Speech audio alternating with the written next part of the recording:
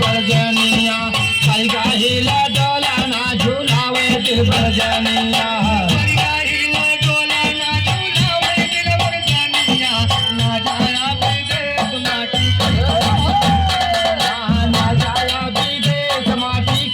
जिंदगानिया ना जाया विदेश माटी कैसे जिंदगानिया भादव के महीना चारी धागे पैसा वालिया पूरा गाँव बेचारी के बनावे बेचारी के बनावे दुल्हनिया रोआ के बेचारी के बनावे दुल्हनिया पूरा गाँव बेचारी के बनावे दुल्हनिया ना जाया विदेश माटी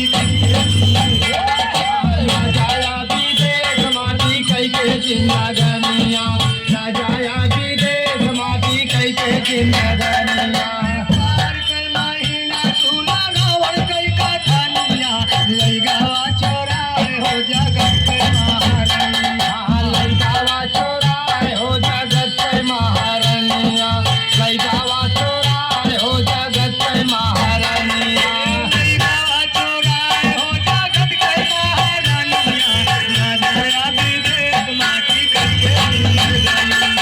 ना जाया विदेश माटी कैसे जिंदगानिया ना जाया विदेश माटी कैसे जिंदगानिया तुझे कुंभकार में घाट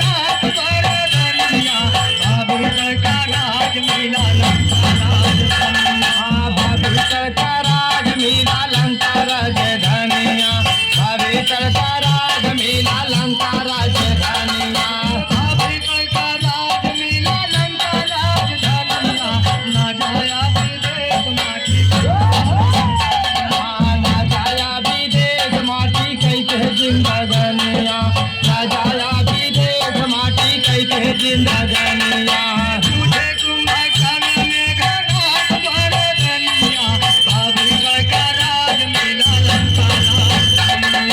भविष्य का राज मिला लंका राजधानिया भविष्य का राज मिला लंका राजधानिया गुरु रतन बीरा के नाच कनिया लैला कंठी माला साईं से लगी लगनिया लैला कंठी माला साईं से लगी लगनिया लैला कंठी माला साईं से लगी लगनिया माला